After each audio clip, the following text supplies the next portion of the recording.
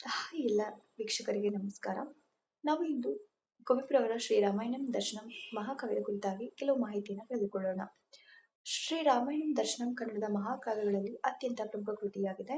ಇದು ವಾಲ್ಮೀಕಿ ರಾಮಾಯಣದ ಆಧಾರದ ಮೇಲೆ ರಚಿತವಾಗಿದ್ರೂ ಸಹ ಕುವೆಂಪು ತಮ್ಮ ವಿಶ್ವಮಾನವ ತತ್ವವನ್ನ ಸೇರಿಸಿ ತಮ್ಮದೇ ಆದಂತಹ ಹೊಸ ದರ್ಶನವನ್ನ ನಮಗೆಲ್ಲರಿಗೂ ನೀಡುತ್ತಾರೆ. ಈ ಕೃತಿಗೆ ಜ್ಞಾನಪೀಠ ಪ್ರಶಸ್ತಿ ದೊರಕಿದೆ. ಇದರಲ್ಲಿ ಬರುವಂತಹ ಪ್ರಮುಖ ಮುಖ್ಯ ಪಾತ್ರಗಳು ಅಂತಂದಾಗ ಶ್ರೀರಾಮ ಮತ್ತೆ ಸೀತೆ.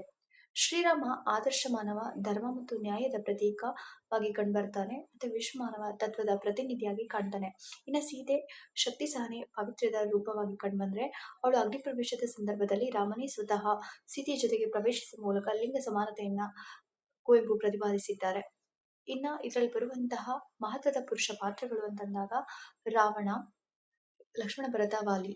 ಸಾಂಪ್ರದಾಯಿಕ ಕೇವಲ ರಾಕ್ಷಸನಾಗಿರದೆ ಕುವೆಂಪು ಅವರ ಕೃತಿಯಲ್ಲಿ ಆತ ಮಹಾನ್ ಶಿವಭಕ್ತ, ವಿದ್ವಾಂಸ ಮತ್ತು ದುರಂತ ನಾಯಕನಾಗಿ ಕಾಣಿಸಿಕೊಳ್ಳುತ್ತಾನೆ. ಇನ್ನು ಲಕ್ಷ್ಮಣ ಭರತ ಸೋದರ ಪ್ರೇಮ, ತ್ಯಾಗ ಮತ್ತು ನಿಸ್ವಾರ್ಥ ಸೇವೆಯ ಪ್ರತೀಕವಾಗಿ ನಿಲ್ಲುತ್ತಾರೆ. ವಾಲಿ ಮೂಲ ರಾವಣಕ್ಕಿಂತ ಭಿನ್ನವಾಗಿ ಸ್ವಾಭಿಮಾನಿ, ಘನತೆಯಿಂದ ಬದುಕಿದವನಾಗಿ ಬಿಂಬಿತವಾಗುತ್ತಾನೆ.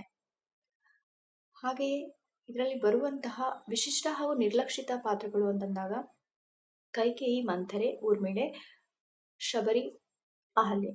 ಕೈಕೇಯಿ ಮಂಥರೆ ಸಾಂಪ್ರದಾಯಿಕವಾಗಿ ಖಳನಾಯಕಿಯರೆಂದು ಬಿಂಬಿತರಾದ ಇವರಿಬ್ಬರಿಗೂ ಕುವೆಂಪು ಅವರು ಮಾನವೀಯ ಆಯಾಮಗಳನ್ನ ಮತ್ತು ಮನೋವೈಜ್ಞಾನಿಕ ಆಳವನ್ನ ನೀಡಿದ್ದಾರೆ.